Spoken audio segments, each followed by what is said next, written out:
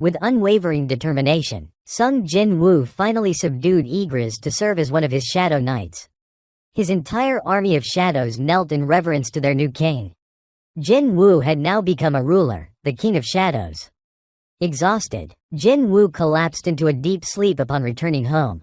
It wasn't until he received an urgent call from his sister, Gina, that he woke up. Gina asked if he remembered what day it was.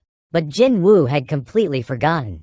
Realizing he was still groggy, Gina panicked and urged him to head to school because today was an important parent-teacher meeting. Hearing this, Jin-woo immediately got ready.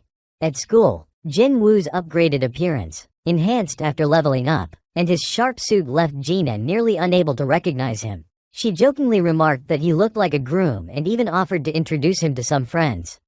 Jin-woo simply smiled and lightly pinched her cheek. The siblings quickly became the center of attention, especially among the female students. During the meeting, the homeroom teacher praised Gina for being an outstanding student, polite, diligent, and consistently achieving top grades. She also shared that Gina aspired to enter medical school, a dream that, while challenging, the teacher believed Gina could achieve. Hearing this, Jin-woo felt immense pride and discussed plans for Gina's future. At the end of the conversation, the teacher asked Jin-woo if he would allow Gina to pursue the dangerous hunter profession should she awaken her powers. The question left Jin-woo stunned, as he had never considered the possibility. The teacher also mentioned Song Yi, a student who recently awakened and dropped out of school to become a hunter. Later that afternoon, Jin-woo met Song Yi, one of Gina's classmates, surprised to learn he was Gina's brother. Song Yi firmly refused to return to school, stating her sole focus was earning money. Jin-woo warned her that the hunter profession wasn't as lucrative as she believed, especially with her current abilities. However, Song Yi stubbornly dismissed his advice, insisting he had no authority to lecture her. Realizing the danger Song Yi faced, Jin-woo decided to help her. Meanwhile, at the airport, Wang Dongsu, a rank S hunter and brother of Wang Dongsuk, whom Jin-woo had killed, arrived. Woo Jin-chul greeted him, but Dongsu announced his sole purpose was to find the two people responsible for his brother's death. Radiating killing intent, Dongsu declared that no one could stop him. Elsewhere, Gunhee and Choi Jong-in were discussing upcoming catastrophic events, worrying about the potential devastation if flying monsters reached their location. While they were studying the monsters' remains, conclusions were still far off. That evening, Jin-woo joined a simple dungeon raid to help Song Yi get accustomed to combat. An A-rank hunter named Kim Chun, a heavy-class warrior known for his resilience, was also part of the team. Today, Kim Chun is responsible for ensuring the safety of the other hunters as the team leader. Once inside, he'll remain on the sidelines and only step in if things get out of control. He seemed annoyed, assuming Jin-woo was just there to mess around. A total of 10 people joined this raid, with half being rank B hunters and 2 at rank C. Jin-woo found it odd that such a strong team was assigned to a C rank gate. He intended for Song Yi to experience the harsh reality of being a hunter. But this team seemed too overpowered for such a low-level raid. Sangmin's assistant even whispered to Jin-woo, asking him to stay out of it and let the other hunters handle things. Shortly after, the group entered the gate. Song Yi looked thrilled, likely because she was excited to be around someone as attractive as Jin-woo.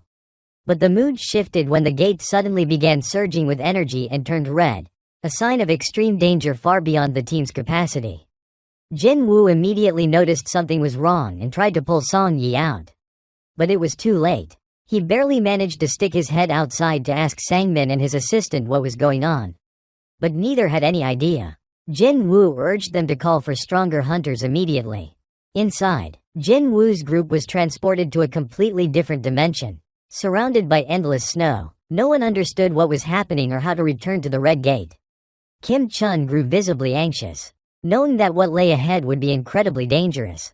Song Yi asked Jin-woo what made Red Gates so different, and he explained, once inside, all contact with the outside world is cut off, and the only way out is to defeat the dungeon boss. Just as Jin-woo finished explaining, several icy arrows suddenly flew toward the team, targeting the 2 weakest hunters. One was killed instantly, leaving the group in shock. Song Yi, standing near Jin-woo, was protected as he caught one of the arrows with his bare hand. A female healer in the group witnessed Jin Woo's quick reaction and was astonished. She couldn't understand how someone supposedly at the rookie E rank could be so skilled. Meanwhile, Jin Woo identified the attackers as two frost goblins, brutal and highly dangerous creatures. He crushed the arrow in his hand, causing the goblins to retreat. This wasn't the main fight, it was just a grim welcome. Terrified, Song Yi asked why the frost goblins were so cruel. Jin Woo explained, "That's just how the dungeon works. But this place is far worse. Here, we're the prey." He hoped this experience would scare her enough to reconsider becoming a hunter. Kim Chun tried to rally the team, emphasizing that they were completely isolated in this strange place. To survive, they needed to follow his lead. However, he announced that he wouldn't take everyone with him. Weak hunters would have to stay behind to increase the group's chances of survival. Jin Woo wasn't happy, suspecting this was just another excuse to abandon those deemed useless. The rank B hunters quickly sided with Kim Chun, while a rank C hunter tried to join them but was shoved aside. One female hunter, however, decided to stay with Jin Woo after witnessing his earlier display of strength. She confidently declared that Jin Woo was probably the strongest person here, which was why she trusted him. Jin Woo remained silent, which only strengthened her belief. Since they were both women, it seemed easier for her to strike up a conversation with Song Yi as well.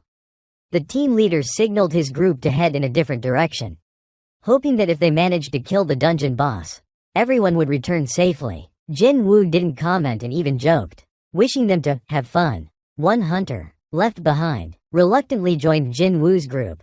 Their path led deeper into the forest, completely opposite to the other team. After walking for a while, Kim Chun spotted signs of a monster's presence. Judging by the enormous claw marks, he concluded the creature was extremely dangerous. He was sure the group left behind wouldn't survive and wondered why a rank B hunter had chosen to stay with Jin Woo, a mere rank E. Before he could ponder further, a massive white bear appeared. Kim Chun quickly instructed the group to form a defensive circle.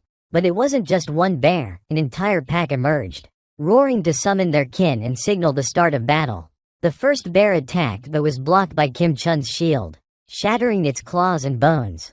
Before it could recover, Kim Chun cleaved it in half with his battle axe, showcasing the skill of a rank A hunter. Yet instead of retreating, the other bears grew even more ferocious. Meanwhile, Jin Woo's group continued deeper into the forest. Seeing the danger signs, the rank B hunter warned that they might be entering the bears' territory. Jin Woo calmly replied that if it was their territory, they only needed to worry about the bears. Compared to the intelligent and weapon-wielding frost goblins, bears were a better alternative. This revelation shocked the others but made the rank B hunter realize Jin Woo had calculated everything. However, Jin Woo also pointed out that the cold would become another problem. It was manageable during the day, but at night, they risked freezing to death. To prepare, Jin Woo opened his status menu and purchased thermal gear, surprising the group when warm coats appeared out of thin air. The female hunter marveled at his spatial magic, typically reserved for the strongest hunters. Song Yi, curious, pressed Jin Woo for an explanation. Jin Woo gently patted her head, telling her she was here because of him, so he would take full responsibility.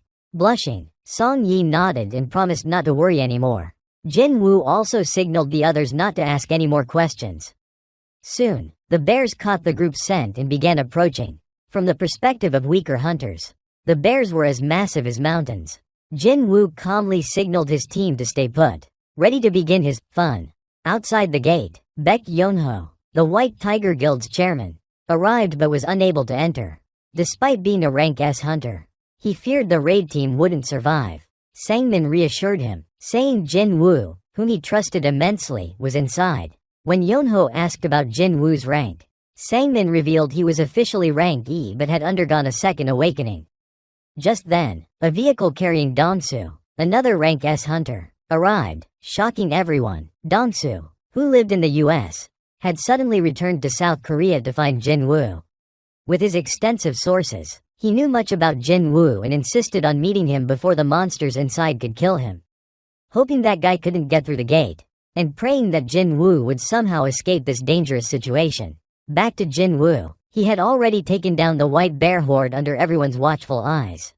Since he had forbidden questions earlier, no one dared to speak up, fearing that he might leave in frustration, which would spell doom for them all.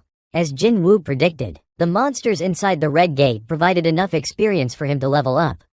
Being sent here didn't seem so bad after all. The B-rank girl approached, her face filled with astonishment. By nightfall, thanks to the bear meat Jin Woo had hunted, the group enjoyed a hearty meal, while the group basked in safety and indulged in their special treat. Jin Woo silently activated his stealth ability to venture out and hunt more monsters. Not only did he clean up the surrounding areas, but he also went straight into the heart of their lair. Facing an overwhelming number of white bears, Jin Woo summoned his shadow army to lessen his burden. The majestic shadow general, Igris, appeared, ready to carry out the commands of the Shadow Monarch. A fierce battle erupted between the Shadow Army and the Bear Horde. Although the Shadow Army was heavily equipped and had the advantage of resurrection as long as Jin Woo had mana, the bears were savage and relentless, tearing into their opponents. As the battle raged on, the alpha bear emerged, towering over the others. Its sheer size and presence were terrifying. With a thunderous roar that shook the entire forest, the alpha bear decimated the Shadow Army, and Jin Woo's mana hit zero. Left with no choice, Jin Woo sent Igris into battle. Armed with his massive sword and unmatched skill, Igris quickly dominated the alpha bear, inflicting severe wounds. Even as the alpha tried to unleash its final attack, it was swiftly decapitated by Igris. Jin Woo was pleased, praising Igris for his excellent work. Meanwhile, Kim Chun faced utter despair. His entire team had fallen to the Ice Goblin army. As a team leader, he felt ashamed, but the goblins were far stronger than what an A-ranked defender like him could handle. Terrified by their emotionless expressions, he screamed and ran, while the goblins sneered, choosing to toy with him rather than kill him outright. Back to Jin Woo. After recovering some mana, he used his summoning ability to resurrect the white bears as part of his shadow army. Although none were as strong as Igris, this significantly bolstered Jin Woo's forces. Outside the gate, Dongsu continued to wait patiently. By now, a whole night had passed, equivalent to several days inside the dungeon. Thinking Jin Woo was likely dead, he was about to leave but then noticed something odd. Jin Woo wasn't a member of the White Tiger Guild, so why was he inside the gate with their team? When Sangmin explained that Jin Woo was an acquaintance he had invited, Dongsu turned abruptly and grabbed the manager by the collar. They thought it was the end, but luckily, Guild Master Baek Yonho arrived just in time to protect his people. When he shifted into his beast form, the aggressor finally let go. Though still taunting, "Do you think you're qualified to give me orders? Not even an entire country can do that," Baek retorted, asserting that this was his territory and told the man to watch his arrogance. The tension escalated as the two unleashed their overwhelming power, scaring Sangmin out of his wits. This battle had the potential to cause catastrophic damage to the city. Both S-rank hunters charged at each other with unimaginable strength, but Jin Chul intervened just in time, calmly stopping them. His action shocked Dongsu, as Jin Chul's power seemed to have neared S-rank level. Jin Chul managed to defuse the situation, explaining that he had evaluated Jin Woo's strength a few months ago and found nothing unusual. Hearing this, Dongsu sneered, claiming their investigation was full of flaws and questioning whether they could truly vouch for Jin Woo's innocence in his brother's death. However, his suspicions shifted toward Jin Ho, the son of a large construction company, as the more likely suspect. With that, he decided to back off and received a message from the U.S. Association, prompting him to leave. Sangmin breathed a sigh of relief, narrowly escaping death, but no one was as carefree as Jin Woo's 3 team members. While stuck with nothing to do, they had cooked up a variety of meals to stockpile. When team leader Kim Chun returned, he was stunned to see the group laughing, talking, and enjoying their food as if they weren't in any danger. Losing his temper, Kim Chun accused them of hoarding supplies, claiming there was no way they could be living so comfortably while he had endured the bitter cold. Frustrated, he drew his sword, demanding answers. At that moment, Jin Woo arrived, effortlessly pressed his head down, and tossed him aside. Jin Woo pointed out that Kim Chun had led the team into danger and now dared to blame others for his mistakes. To make matters worse, he had brought along some very dangerous guests. Right then, an army of ice goblins revealed themselves. Led by their king, Jin Woo saw this as a perfect opportunity to deal with them once and for all. When the Goblin King insulted him, Jinwoo immediately teleported and decapitated one of them as a declaration of war. Both sides prepared for battle, but Jinwoo quickly realized the goblins were connected to the system. The Goblin King was equally surprised, noticing that the usual voice urging them to kill humans was absent in Jinwoo's presence. The Goblin King offered a deal: if Jinwoo handed over his teammates, they would avoid conflict, but Jinwoo outright refused, stating he had promised to protect Song Yi and wouldn't let anyone harm her. When Jinwoo asked where they came from, the system intervened, erasing the Goblin King's ability to respond. Amused, the Goblin King summoned his army, but Jinwoo countered by calling forth his shadow soldiers. The ground shook as massive forces gathered on both sides, leaving Jinwoo's team in awe. They finally realized that his power was nothing short of godlike. The Goblin King, convinced Jinwoo's army was no match for his, smirked and said, "Let's find out." With that, the long-awaited battle for dominance began. Once again, the two armies clashed in a fierce battle. This time, however, it was a bit different, as the ice goblins were all skilled warriors. Amid the chaos, the three of them had to rush to the back. When bulls fight, flies get squashed, so they had to be careful. The goblins targeted them, but Sung Jin-woo quickly intervened, not only catching arrows but also slicing through the goblins, leaving them in pieces. Seeing the situation, Jin-woo felt a bit uneasy. While the Dark Army could regenerate, it consumed a lot of mana, and the Goblin King hadn't even made his move yet. This guy was a real monster, one of the strongest, so recklessly summoning Igris might not give them an advantage. The Goblin King launched his attack with terrifying speed, but Jin-woo managed to block it, which seemed to please him, so the king introduced himself as Baruka. Jin-woo responded, "I'm Sung Jin-woo," and the atmosphere instantly grew tense. Baruka attacked again, but this time Jin-woo was more proactive, both of them showcasing their swordsmanship. Baruka seemed to have the edge, stepping on Jin-woo's sword and striking down, but Jin-woo's sword had a recall skill, catching Baruka by surprise. Though Baruka was annoyed and kicked Jin-woo aside, it was clear he was enjoying the fight. Jin-woo, on the other hand, signaled his mages to attack from a distance. Meteorites fell, but they didn't seem to hurt Baruka. However, they did stir Kim Chun, who was nearby. Seeing this, the team captain was furious. Remembering when Jin-woo had slapped him earlier, he grabbed a sword and rushed forward, determined to strike Jin-woo. Baruka had the same goal and thought he had won when he saw Jin-woo distracted. But Jin-woo had planned everything. He summoned Igris, who concealed their position with a snowstorm. In the moment that Baruka thought he was in control, he was stunned when a different commander of Jin-woo's appeared and took down Kim Chun. It turned out that while Kim Chun rushed to attack, Jin-woo had already made him fulfill his wish, and Igris finished him off.